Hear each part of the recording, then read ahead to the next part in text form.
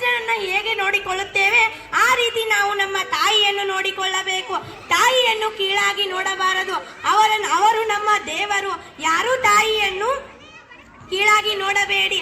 ನಾವು ಮುಂದೆ ಒಂದು ದೊಡ್ಡ ವ್ಯಕ್ತಿಯಾಗಿ ಎಲ್ಲರಿಗೂ ಗೌರವವನ್ನು ತಂದಿದ್ದೇವೆ ಎಂದರೆ ಅದಕ್ಕೆ ಕಾರಣ ನಮ್ಮ ತಾಯಿ. ಅದಕ್ಕಾಗಿ ನಾವು ತಾಯಿಯನ್ನು ಎಲ್ಲರೂ ರಕ್ಷಿಸೋಣ. ನಾನು ಕ್ಲಸ್ಟರ್ ಮಟ್ಟ, ವಲಯ ಮಟ್ಟ, ತಾಲೂಕು ಮಟ್ಟದಲ್ಲಿ ಪ್ರಥಮ ಸ್ಥಾನ ಬರಲು ನನ್ನ ತಾಯಿ.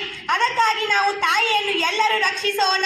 ನಾನು ಕ್ಲಸ್ಟರ್ ಮಟ್ಟ, ವಲಯ ಮಟ್ಟ, ತಾಲೂಕು ಮಟ್ಟದಲ್ಲಿ ಪ್ರಥಮ ಸ್ಥಾನ ಬರಲು ನನ್ನ ತಾಯಿ ಕಾರಣವಾಗಿದ್ದಾರೆ. ನಾನು ಇಲ್ಲಿ ಇವತ್ತು ಇಷ್ಟೆಲ್ಲ ಮಾತನಾಡಿ ಇಷ್ಟು ಧೈರ್ಯದಿಂದ ಮಾಡುತ್ತಿದ್ದೇನೆ ಎಂದರೆ ಅದಕ್ಕೆ ಕಾರಣ ನನ್ನ ತಾಯಿ. ಹಾಗಾಗಿ ನಾನು ನನ್ನ ತಾಯಿಯನ್ನು ಯಾವತ್ತೂ ಕೀಳಾಗಿ ನೋಡಲ್ಲ. ನಾನು ನನ್ನ ದೇವರಕ್ಕಿಂತ ನನ್ನ ತಾಯಿಯನ್ನು ಮೇಲಾಗಿ ನೋಡುತ್ತೇನೆ. ನನಗೆ ಜಿಲ್ಲಾಧಿಕಾರಿ ಆಗಬೇಕೆಂಬ ಆಸೆ ತುಂಬಾ ಇದೆ.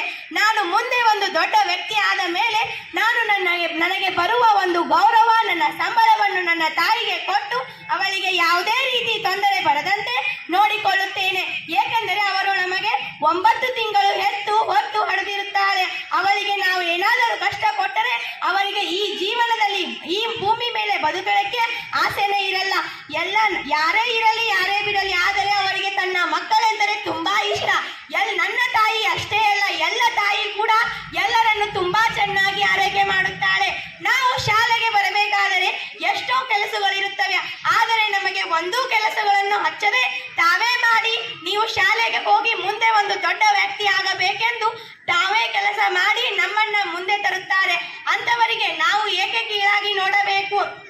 ಆದರೆ ಇವತ್ತಿನ ಮಕ್ಕಳು ಬರೀ ಮೊಬೈಲ್ನಲ್ಲೇ ಕಳೆದು ಹೋಗಿರುತ್ತಾರೆ.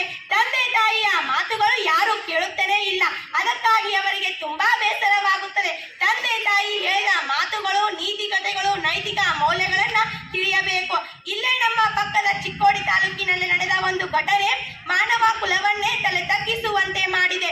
72 ವರ್ಷದ ವೃದ್ಧ ತೀರಿಕೊಂಡಾಗ ಅವರ ಮನೆಯವರ ನಡೆದುಕೊಂಡ ರೀತಿ ಮಾನವ ಕುಲವನ್ನೇ ತಲೆ ತಗ್ಗಿಸುವಂತೆ ಮಾಡಿದೆ. ಸ್ಥಳೀಯರು ಪೊಲೀಸರಿಗೆ ಮಾಹಿತಿ ತಿಳಿಸಿದರು.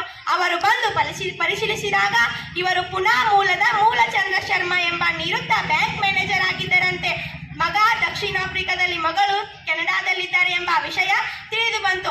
ಪೊಲೀಸರು ಅವರ ಮನೆಯವರಿಗೆ ಈ ವಿಚಾರ ತಿಳಿಸಿದಾಗ ನಾವು ಅಂತ್ಯ ಸಂಸ್ಕಾರಕ್ಕೆ ಬರಲು ಸಾಧ್ಯವಿಲ್ಲ, ನೀವೇ ಮಾಡಿ ಮುಗಿಸಿ ಎಂದು ಹೇಳಿದರಂತೆ. ಈಗ ಹೇಗೆ ಆಗಿದೆ ಎಂದರೆ ಸ್ನೇಹಿತರೆ, ಮಕ್ಕಳನ್ನ ಒಳ್ಳೆಯ ಶಿಕ್ಷಣ ಕೊಡಿಸಿ ಹೊರ ದೇಶಕ್ಕೆ ಕಳಿಸುವುದೇ ಮುಖ್ಯವಾಗಿದೆ. ಆದರೆ ಮಕ್ಕಳಲ್ಲಿ ಸತ್ಯ, ಪ್ರಾಮಾಣಿಕತೆ, ನೈತಿಕ ಮೌಲ್ಯಗಳೇ ನೀಡುತ್ತಿಲ್ಲ. ಆದ್ದರಿಂದ ಇವರಿಗೆ ಉತ್ತಮ ಶಿಕ್ಷಣ ಕೊಡಿಸುವುದರ ಜೊತೆಗೆ ಉತ್ತಮ ಮೌಲ್ಯ ಶಿಕ್ಷಣಗಳನ್ನ ಕೊಡಿಸೋಣ. ಆದ್ದರಿಂದ ನಾವೆಲ್ಲರೂ ತಂದೆ ತಾಯಿ, ಗುರು ಹಿರಿಯರಿಗೆ ಗೌರವ ಕೊಟ್ಟು ನಮ್ಮ ಒಂದು ಸಮಾಜಕ್ಕೆ ಗೌರವ ತಂದು ನಾವೆಲ್ಲರೂ ಮುಂದೆ ಸಾಗೋಣ, ನಮ್ಮ ದೇಶವನ್ನು ಮುಂದೆ ಮಾಡೋಣ ಎಂದು ಹೇಳುತ್ತಾ ನನ್ನೆರಡು ಮಾತುಗಳನ್ನು ಮುಗಿಸುತ್ತೇನೆ. ಕೊನೆಯದಾಗಿ ಒಂದು ಮಾತು ಹೇಳುತ್ತೇನೆ. ದಯವಿಟ್ಟು ಎಲ್ಲರೂ ನಿಮ್ಮ ತಂದೆ ತಾಯಿಗಳನ್ನು ಚೆನ್ನಾಗಿ ನೋಡಿಕೊಳ್ಳಿ, ಯಾರೂ ಕೀಳಾಗಿ ನೋಡಬೇಡಿ. ನೀವು ಮುಂದೆ ದೊಡ್ಡ ವ್ಯಕ್ತಿ ಆಗಲಿಕ್ಕೆ ಕಾರಣವಾದವರು ನಿಮ್ಮ ತಂದೆ ತಾಯಿ. ಆದ್ದರಿಂದ ನೀವೆಲ್ಲರೂ ನಿಮ್ಮ ತಂದೆ ತಾಯಿಗಳನ್ನು ಚೆನ್ನಾಗಿ ನೋಡಿಕೊಳ್ಳಿ ಎಂದು ಹೇಳುತ್ತಾ ನನ್ನೆರಡು ಮಾತುಗಳನ್ನು ಮುಗಿಸುತ್ತೇನೆ. ಜೈ ಹಿಂದ್, ಜೈ ಭಾರತ್ ಮಾತಾ ಕಿ. ತನ್ನ ಸಾಧನೆಯನ್ನು ವ್ಯಕ್ತ ಮಾಡಿ ಪ್ರಶಸ್ತಿಯನ್ನು ಪಡೆದುಕೊಂಡಿದ್ದಾಳೆ.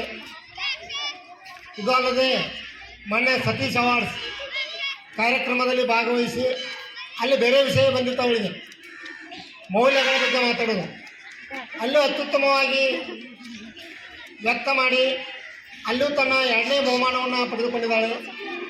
ಇದೇ ರೀತಿ ಅವಳು ತನ್ನ ಭಾವಿ ಜೀವನದಲ್ಲಿ ತನ್ನ ಮನಸ್ಸಿನ ಇಂಗಿತವನ್ನು ವ್ಯಕ್ತ ಮಾಡಿದ್ದಾಳೆ.